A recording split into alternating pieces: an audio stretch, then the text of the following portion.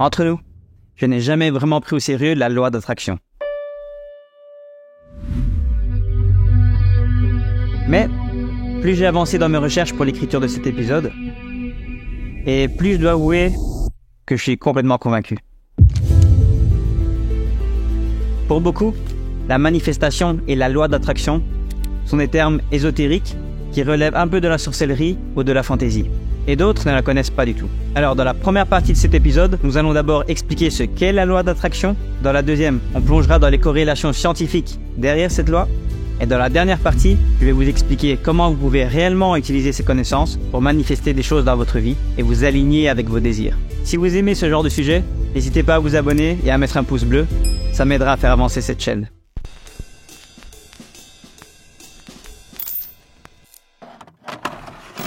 I have an insane belief in my own ability to manifest things. Insane belief. I think it's ultimately complete sanity. I believe we're creators, and I believe we create with every thought and every word every moment is pregnant with the next moment of your life. That you used to go up on Mulholland Drive and park every night and visualize seeing yourself as... Yeah, I would visualize things coming to me that I wanted or whatever. And I had nothing at that time. All it really was for me was kind of making me feel better. I would drive home and think, well, I do have these things, and they're out there. I just don't have a hold of them yet, but they're out there. I wrote myself a check for $10 million for acting services rendered, and I gave myself 3 years maybe, and I dated it Thanksgiving 1995, and I put it in my wallet, and I kept it there, and it deteriorated and stuff, and just before Thanksgiving 1995, I found out that I was going to make $10 million on Dumb and Dumber, maybe. Dumb and Dumber, yeah. So you visualize yourself like... Visualization works if you work hard. Yeah. Well, yeah, that's the thing. You can't just visualize and then, go eat a sandwich. Alors, qu'est-ce que la loi d'attraction? C'est la loi naturelle la plus connue. La loi d'attraction énonce que les choses sur lesquelles vous vous concentrez sont ceux que vous attirez dans votre vie. Et cette loi est à différencier avec la loi de la vibration, qui est un peu différente, qui en fait est la loi principale. La loi de l'attraction n'est que la loi secondaire. Parce que la vibration, c'est ce qui conduit à l'attraction. Et ça, de grands esprits l'ont bien compris. Commençons par citer Albert Einstein, qui a dit « Tout est énergie, et c'est tout ce qu'il y a. Faites correspondre vos vibrations à la fréquence de la réalité que vous voulez, et vous ne pouvez pas vous empêcher d'obtenir cette réalité. Il ne peut en être autrement. Ce n'est pas de la philosophie, c'est de la physique. » Et Monsieur Tesla, Nikola Tesla, s'est aussi exprimé en disant « Si vous voulez trouver les secrets de l'univers, pensez en termes d'énergie, fréquence et vibration. » La loi de la vibration commence dans votre esprit. Vos pensées et vos sentiments contrôlent la vibration de votre corps énergétique. Et parce que c'est le cas, vous avez également le pouvoir de dicter la fréquence à laquelle vous vibrez. Vos sentiments ou vos vibrations attireront les personnes et les choses qui sont en harmonie vibratoire avec vous. En d'autres termes, vous obtenez ce que vous émettez. En fait, votre énergie va là où vous mettez votre conscience, où vous mettez vos émotions. Donc, si vous vous dites « Ah, j'espère que je ne vais pas tomber malade », ce que l'univers perçoit, ce ne sont pas vos mots, mais votre négativité, votre peur. Et donc, vous retournerez cette même énergie. Et même si vous décidez d'utiliser la loi d'attraction lorsque vous voulez quelque chose, malheureusement, vous tapez dans la loi d'attraction, mais de la mauvaise façon. Parce que le fait de vouloir signifie que vous n'avez pas. Et en étant dans une émotion de manque, vous n'allez attirer que plus de manque. Alors que si vous êtes dans une visualisation, et que vous visualisez que vous avez ce que vous voulez, depuis cet endroit-là, même si vous imaginez ce que vous visualisez, vous créez de réelles vibrations, ce qui vous permet d'attirer ce que vous avez.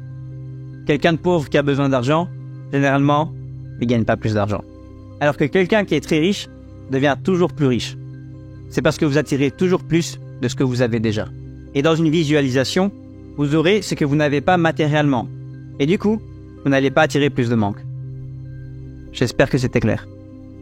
Donc, selon ces lois, il faut être conscient de ce que vous pensez et ressentez, de la qualité de votre énergie, mais également de l'énergie de ceux qui vous entourent, et qui par conséquent influent la vôtre.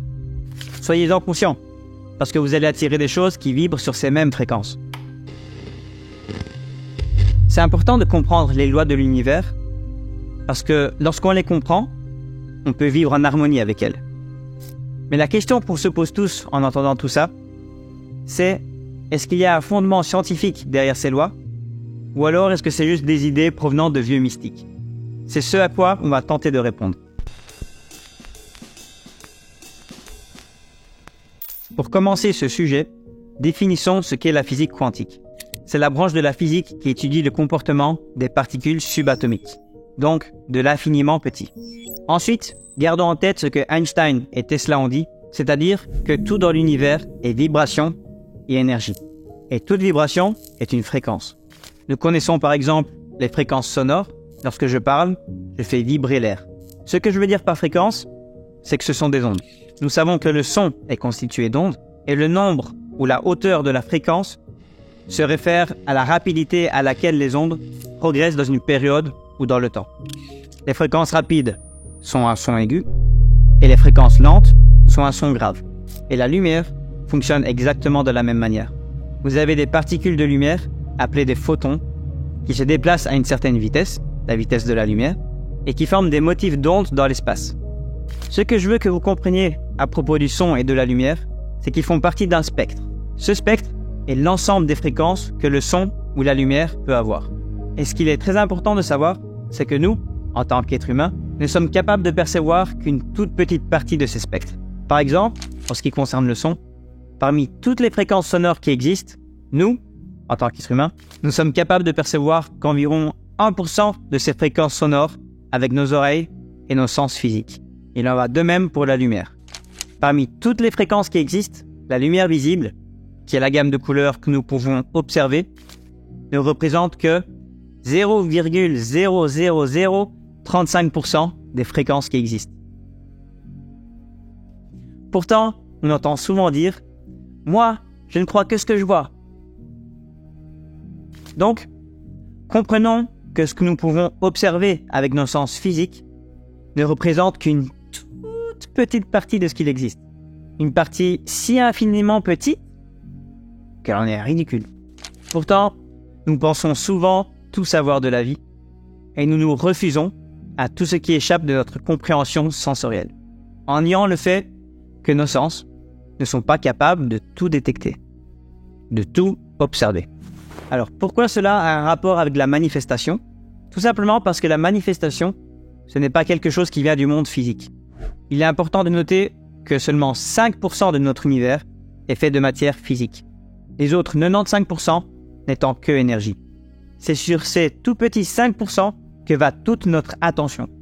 Je dirais que c'est plutôt absurde de nier le 95% de matière non physique. Et il en va de même pour les atomes qui composent nos corps. Vous voyez tous à quoi ressemble un atome. Cependant, sa représentation graphique n'est pas correcte. Parce que entre le ou les électrons qui est aussi autour du noyau, il y a énormément de vide. En réalité, nos atomes sont à 99,99% constitués de vide. Ce qui fait pas mal de pourcents. Toute la matière est principalement du vide. Le reste, c'est de l'énergie. Et si nous condensions tous les êtres vivants au point qu'il n'y aurait pas d'espace entre les molécules, l'ensemble de notre espèce tiendrait à l'intérieur de ceci. Ce vide n'est pas inutile. Il permet aux atomes d'osciller, aux électrons de surgir et de disparaître, et aux ondes de fonctionner. Jusqu'à présent, nous n'avons vraiment étudié que moins de 1% de notre corps, parce que nous nous sommes principalement concentrés sur la partie physique, celle que nous pouvons voir, toucher ou ressentir. Mais comment pourrons-nous commencer à comprendre le vide? Parce que nous ne le voyons pas, nous ne le ressentons pas, et il n'est pas tangible. Et pourtant, c'est la partie la plus importante de nous-mêmes. La loi de la vibration opère dans cet espace. Ou plus précisément, au sein des oscillations que nous expérimentons au niveau atomique. On disait donc que les sons sont des fréquences, la lumière est fréquence. En fait, chaque particule dans l'univers est fréquence. Chaque particule est en réalité une onde. C'est ce qu'a démontré la théorie de la dualité onde-corpuscule, qui stipule que toute chose qui a une masse est également une onde, et qu'on ne peut mesurer les deux propriétés simultanément. on va détailler plus loin dans cet épisode ce que ça veut dire. Donc, mettons ça de côté pour le moment. Donc, tout est vibration. Tout est fréquence. Il y a autre chose qu'on peut considérer comme des fréquences, et c'est nos émotions. Alors, pourquoi est-ce qu'on peut considérer les pensées comme des ondes également? Grâce à un appareil nommé électroencéphalogramme.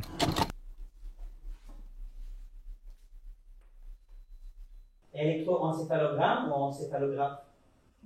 Merci. Grâce à un appareil nommé électroencéphalogramme, on peut mesurer les signaux électromagnétiques dans le cerveau lorsque les pensées surviennent. Par conséquent, vous pouvez comprendre que les pensées sont en quelque sorte similaires à la lumière.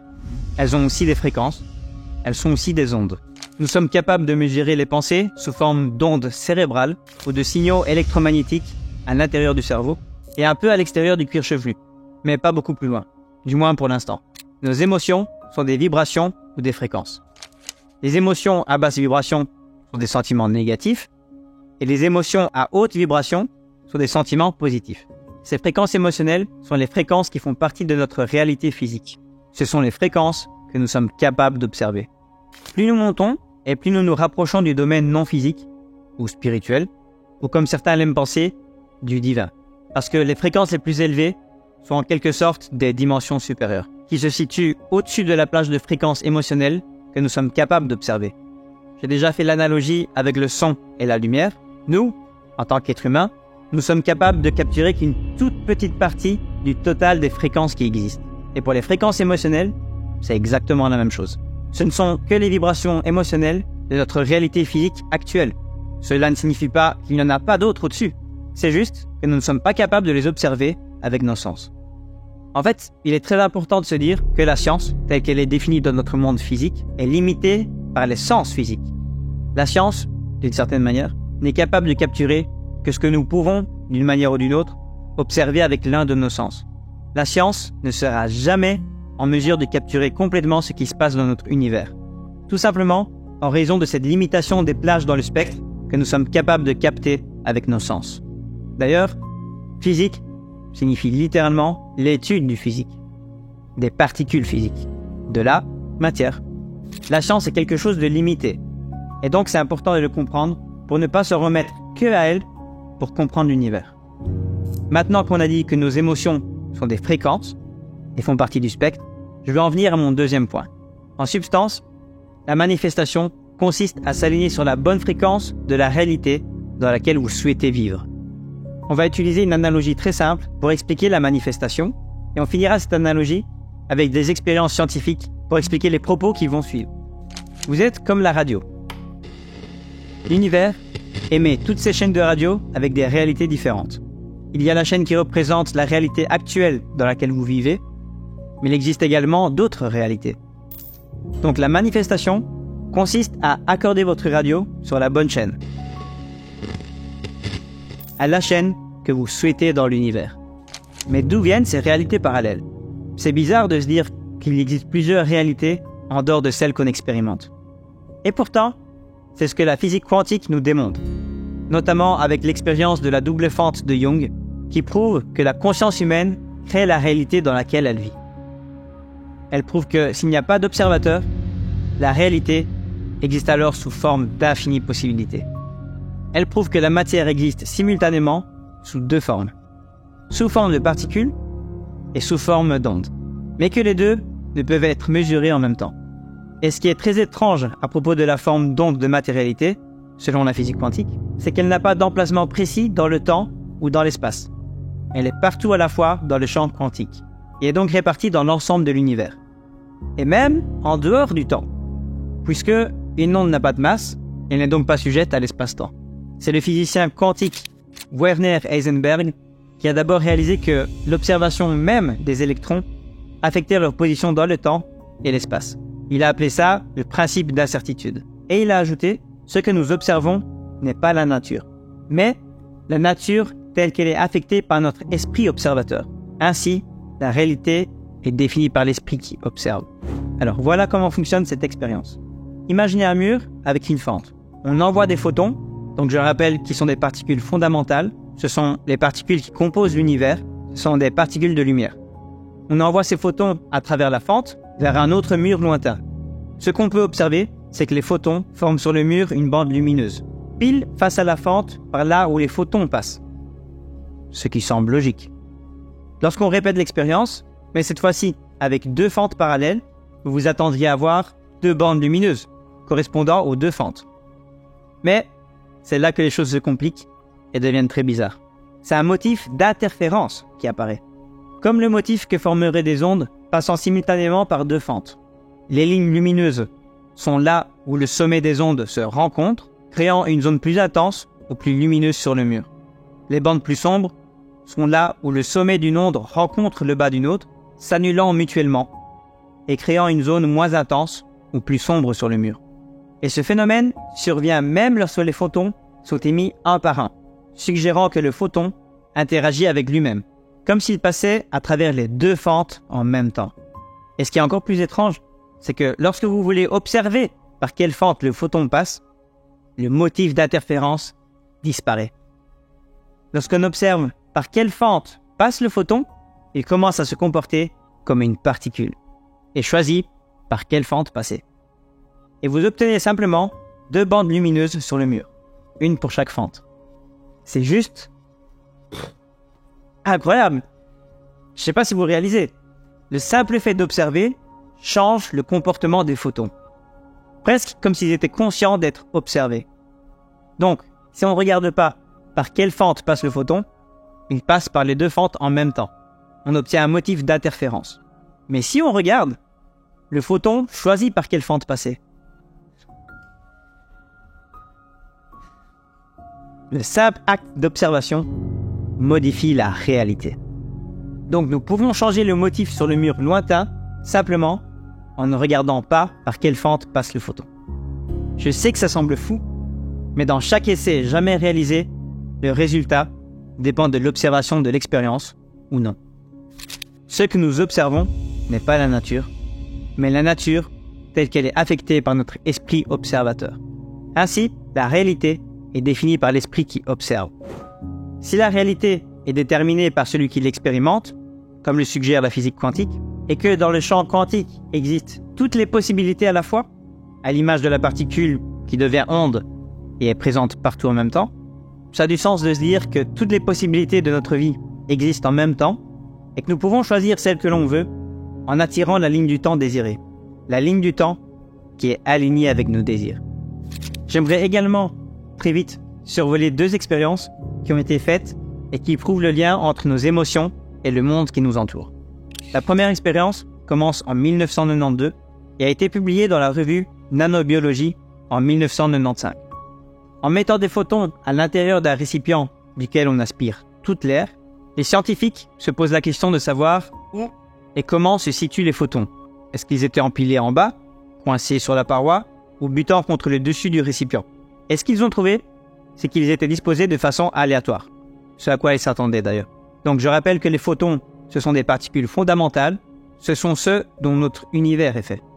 Et le moment où l'expérience devient vraiment incroyable, c'est que lorsqu'on introduit de l'ADN humain, donc ce de quoi nous sommes faits, les photons ne sont plus aléatoires, mais ils s'ordonnent et épousent la forme géométrique de l'ADN. Donc l'ADN a un effet direct sur les photons, ce qui veut dire que ce de quoi nous sommes faits a un effet direct sur ce de quoi l'univers est fait. Ce que nous sommes a un effet sur l'univers.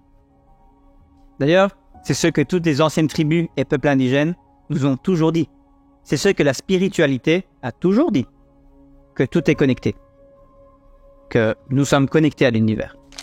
Les scientifiques concluent l'expérience en disant, je cite, « La lumière se comporte d'une manière surprenante et de façon contre-intuitive. » Contre-intuitive, bien sûr, puisque la physique étudie le physique, et que dans cette expérience, il n'y a pas de matière physique qui agit entre l'ADN et les particules. C'est pour ça que c'est contre-intuitif pour la science.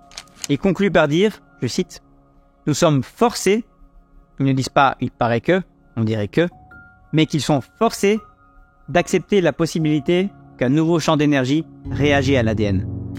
Ce champ n'étant pas un nouveau champ, c'est quelque chose qui existe depuis longtemps dans la spiritualité. Mais donc la science confirme que l'ADN humain influence ce dont notre univers est fait, les photons, en communiquant directement à travers le champ. La deuxième expérience a été publiée dans cette revue scientifique en 1994 Elle utilise de l'ADN de nouveau-né parce qu'elle est ni corrompue ni endommagée. Cet ADN est ensuite placé en liaison directe avec le champ d'un cœur humain. Il faut savoir que le cœur humain a un champ d'énergie mesurable qui s'étend au-delà du cœur. Ce champ électromagnétique s'étend de 1,50 m à 2,50 m. Le champ magnétique du cœur est de 5000 fois supérieur à celui du cerveau. Et la question que se posent les scientifiques à travers cette expérience, c'est la suivante. Est-ce qu'à travers ce champ, l'ADN est influencé par les émotions? Et ce qu'ils ont trouvé, c'est que lorsqu'une personne ressent des émotions négatives, comme la colère, la jalousie, la rancœur, l'ADN se modifie. Il se condense. Il se crispe en quelque sorte, un peu comme pour former un nœud. Et dans cette position, l'ADN ne peut pas s'exprimer à ses capacités maximum. Il est limité. Et du coup, on imagine ce qui se passe avec des émotions positives, comme la gratitude, la compassion ou l'appréciation. Ces émotions, elles décondensent l'ADN dans nos corps, elles le détendent si vous voulez, et lui permettent de s'exprimer au maximum de sa capacité. C'est la première fois que les scientifiques ont vu l'effet des émotions sur l'ADN. Je cite leur conclusion. Les individus entraînés à ressentir des émotions comme l'amour et l'appréciation ont été capables intentionnellement de changer la forme de leur ADN. L'émotion humaine produit des effets qui défient les lois conventionnelles de la physique. Ce que ça veut dire pour nous, c'est que lorsqu'on se trouve dans des vibrations hautes, nous ne sommes pas limités par les lois physiques. En tout cas, de la façon dont nous connaissons ces lois actuellement. Ces deux expériences nous racontent une nouvelle histoire.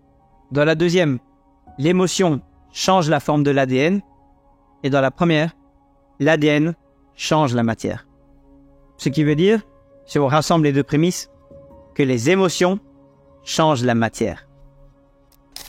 Je pense qu'on a réussi à démontrer qu'il existe des corrélations entre les affirmations spirituelles de la loi d'attraction et de la science.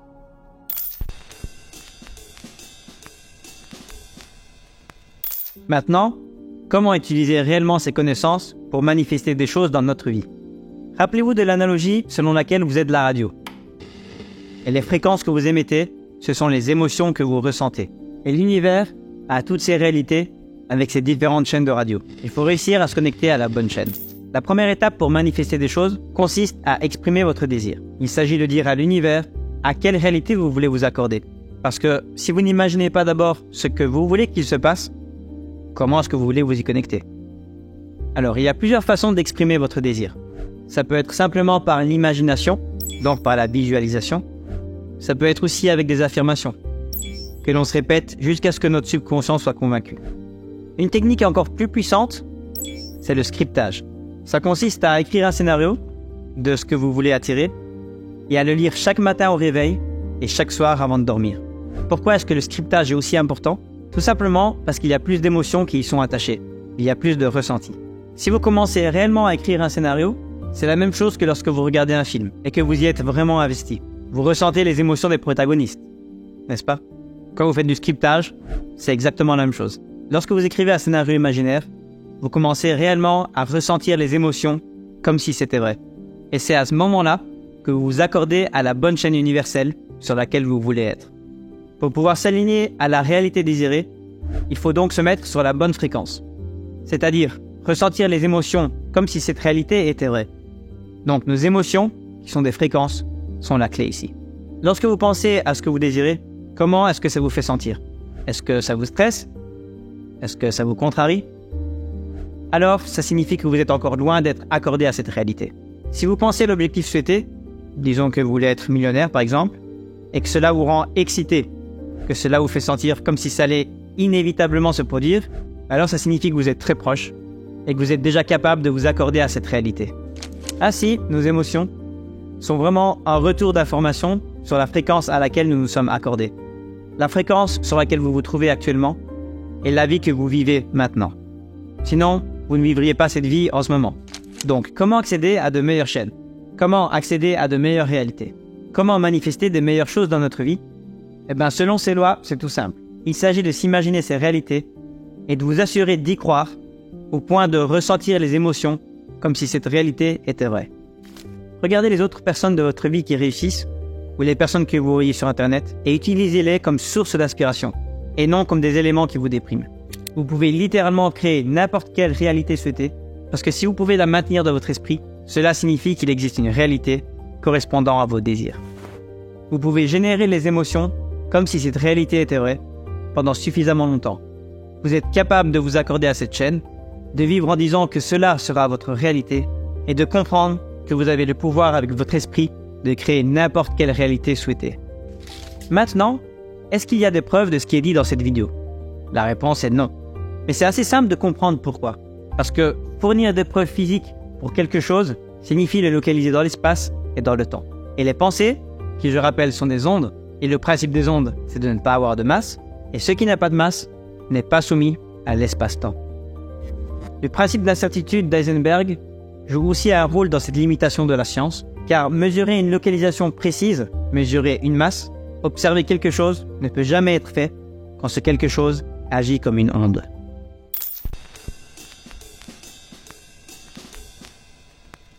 Toute particule est également une onde qui existe partout dans le champ quantique. Ce champ d'infinies possibilités contient déjà tous les résultats possibles de votre vie. Le temps est une notion tridimensionnelle et c'est seulement un concept utile dans la vie linéaire que nous expérimentons dans cette réalité tridimensionnelle. Ainsi, le temps n'existe pas dans le monde non physique. Dans la dimension supérieure, tout ce que vous pourriez être est déjà un fait. Le champ quantique réagit à la conscience qui interagit avec lui. Ce champ matérialise l'issue ou la ligne du temps que vous avez accepté pour vous-même par votre état d'être, vos pensées et vos sentiments. Ce que vous croyez être, le miroir vous le reflète. Si vous ne souriez pas devant le miroir, il ne vous renverra pas un visage heureux. Le miroir dépend de vous pour ses reflets.